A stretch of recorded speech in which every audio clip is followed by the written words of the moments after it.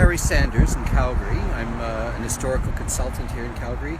I was the first historian laureate of Calgary back in 2012-2013. I'm on the board of the Historical Society of Alberta and the Jewish Historical Society of Southern Alberta, and I used to be the president of the Chinook Country Historical Society. Just to tell you a little bit about who I am. Fascinated by buildings in Calgary, those that exist and those that no longer do. And today I want to tell you about one that sadly does not. It's the Alberta Roller Mills, aka the Alberta Flour Mills, aka the Alberta Roller Flour Mills. And I'm at its site, 2nd Street Southwest and 9th Avenue in downtown Calgary. The site is right behind me. It's Impark Parkade. I think it's Impark lot number 191 or something like that. And it's, I can tell you where it is. A lot of people will certainly know. It's directly west of the base of Bankers Hall, which you can see now behind me, and connected to it by plus 15, and directly across 9th Avenue from a landmark building from the 1970s. This is Gulf Canada Square, which is built on the site of the successor flour mill to the original one. Ultimately, the flour mill that I want to talk about today was named the Calgary Milling Company.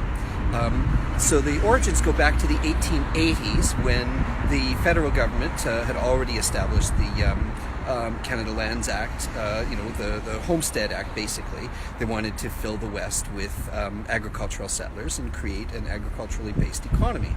But it hadn't quite happened yet at that time. The land hadn't filled in after colonization and Treaty Number 7. They hadn't completed this program of creating an agriculturally based economy.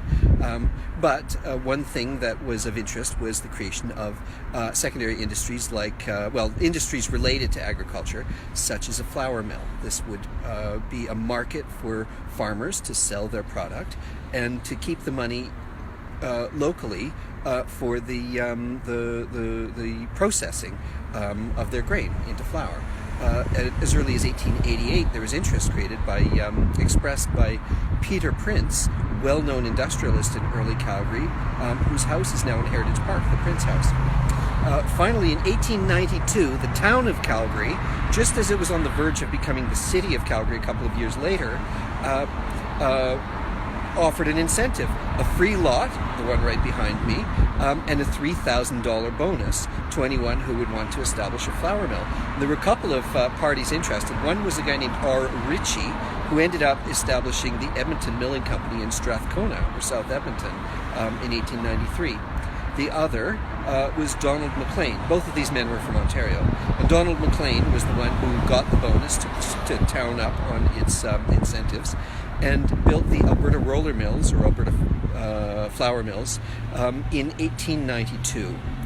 He had it until 1897. He sold it to a Manitoba company, the Manitoba Grain Company, who in turn sold it to the Calgary Milling Company in 1898. Several industrialists were involved in it, among them Peter Prince and I.K. Kerr, very well-known industrialists in early Calgary. The building ceased to be a mill sometime after the turn of the century. The building I'm talking about was only a flour mill for something like a decade or a dozen years before a larger complex was built across 9th Avenue. It was sandstone, and it was built in 1892 at a time when many of the larger buildings in Calgary were being built out of sandstone, and at the time that Calgary was becoming what even at the early start of the 20th century, was known as Canada's Sandstone City. So MacLean built it in 1892. It ceased to be a mill sometime after 1901, let's say. And the building remained extant, put to other uses, until 1946, when the city of Calgary condemned it, and it was demolished in 1949 to just put in a parking lot, and sometime after that, this parkade was built on the site. So I have always considered it a loss ever since I've known about it. It was photographed a couple of times. Both photographs were taken after it was no longer a mill. And it's just such a beautiful looking building with the date stone in it, 1892.